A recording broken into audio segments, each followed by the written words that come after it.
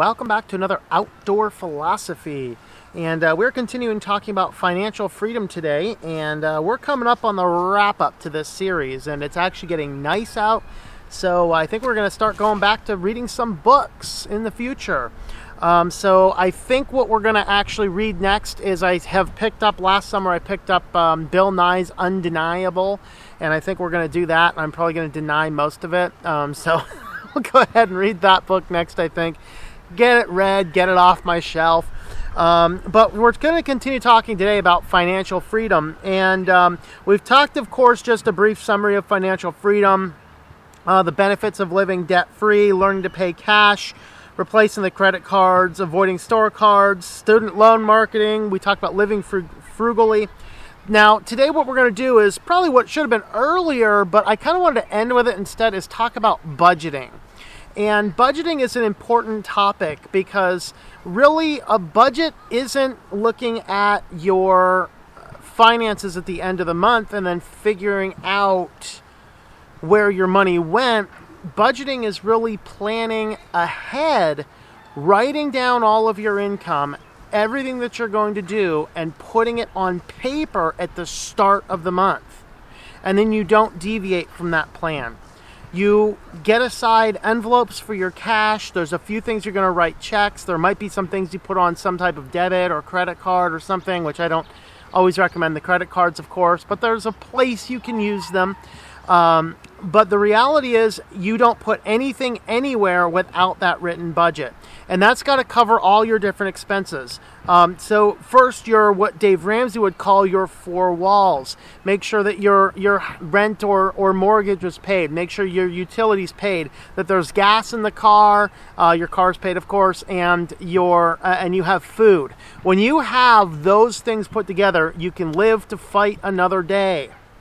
So number one, make sure those are in there. Then you need your other requirements. You need things like your insurances, your basic, anything else that's just kind of a required thing. If you have kids in schools, you might throw $10-20 a month into a sinking fund because there's going to be some school event showing up that the school's like, oh, we're going on a field trip and it costs you $50. You want to have that money set aside in a good, appropriate place for it. You just want to make sure you're planning ahead for those types of things.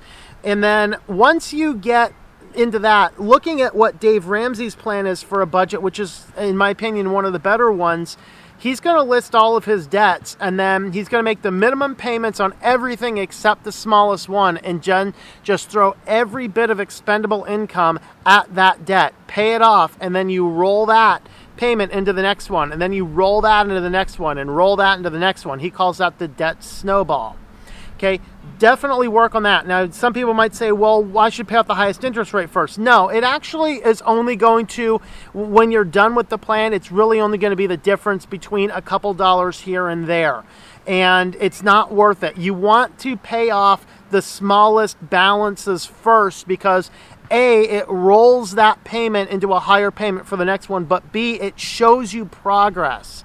When you have progress being made, then that really helps you out. Now, if you have two of them that are approximately close, maybe 3 months of paying on the one with a slightly higher interest rate will bring it equal to another one. Sure, I would do that, and that way you're paying off a higher interest rate first. So if they're about the same, definitely go for the higher interest rate. Absolutely. I mean, this is math, But also, like he says, if math were the problem, you wouldn't be where you are.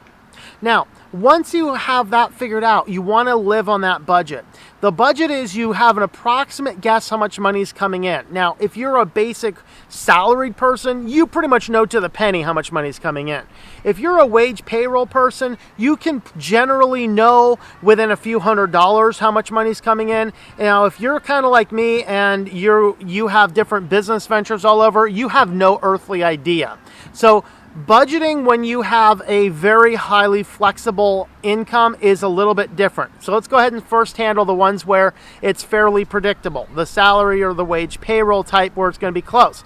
First, you want to list out those absolute things that you need. You know how much money is coming in. We do what's called a zero-based budget. So that means that at the end of the month, you don't figure everything out and then have an extra $200 or $300 in there. No, you want every bit of money that comes in, you want it allocated going out somewhere.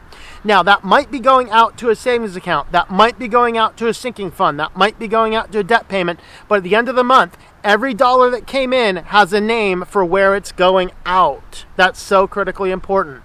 Otherwise, you end up with unaccounted for dollars, and then your philosophy and your mind just starts going, oh, I can do this, I can do that. I got a few extra bucks here or there. You don't want to do that. You'll end up spending way more than you thought. Okay, so you kind of start out by giving everything a name. So what do? Well, you put your priorities. You put your giving, your tithing, if you do that type of stuff, at the top. You do your rent, you do your phone. What mine actually looks like is I establish all the giving I'm going to do at the front, and then I usually write those checks on somewhere between the 1st and the 3rd of the month.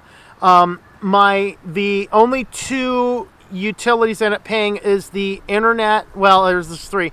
The internet and the electricity. The bills show up near the end of the month, and so right again, the somewhere between the 1st and the 3rd, whenever I'm doing that first round of budgeting for the month, those checks get written out and sent. So those are paid for. My cell phone bill doesn't come until halfway through the month.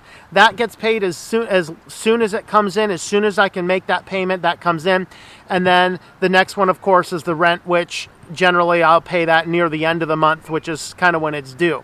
And so that's kind of the way that I run it. So then there's also, I have the small amount of debt that I throw like $500 a month to, and then I have the sinking fund, which is what gets used to pay any non-monthly expenses, car repairs, things like that. That's what pays my quarterly tax bills. So all that money's constantly going into a savings account, and then it just kind of comes out as we need it.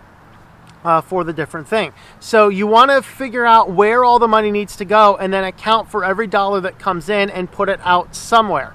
Now, that doesn't mean that you draw your account down to zero. You always keep yourself a buffer of maybe $100 or so, just because of the weirdness of life. But everything that comes in goes out. Everything comes in, goes out. Now, how do you budget if your income is like mine and you have a completely unknown? Like this month I might make $3,000. Next month I might make $2,000. The month after I might make $8,000. Who knows, And so what I generally do there is if you have that type of flexibility in your income, you want to have a bigger buffer zone. So once all your debts are paid off, you do want a $1,000 emergency fund before you start paying off your extra debt. Make sure you have that. If you have a flexible income, you might bump that up a little bit, but once you are debt free, you make sure you have between a 3 and a 6 month emergency fund, which is 3 to 6 months of expenses.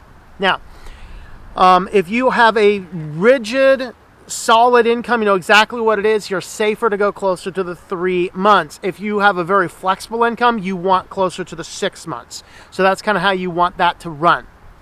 All right, and then what you do is you know your priorities, and you actually start with your 4 walls first. You start with your rent, you start with your car fees, you start with your utility fees and your food budgets and things like that. Those kind of get listed at the top, and then you list everything else in decreasing priority. And then when the money comes in, you just start knocking stuff off the top of the list, go down in order until everything is paid out. And then if you have some extra at the end of the month, just start paying extra towards some of the other things. And then as soon as everything is paid, you reset and roll the next. It's irregular income planning is what that is.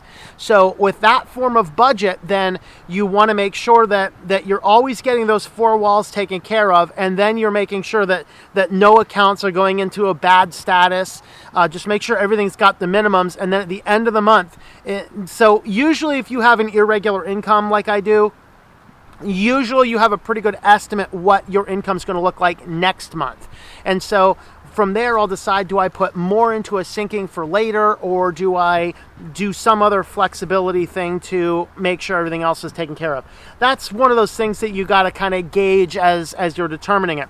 But if you do have that irregular income, make those lists from top to bottom in orders of priority, and make sure that the money is coming in and going out in the order of priority and importance. Keep those 4 walls paid, and then keep all of those other things paid, and then put the extra towards your debt snowball from the lowest debts up. And if you've paid off everything, then you're making sure that you have a 3 to a 6 month emergency fund, Once you have a 3 to 6 month emergency fund and all your debts are paid off, you better be putting 15% of your income aside for retirement.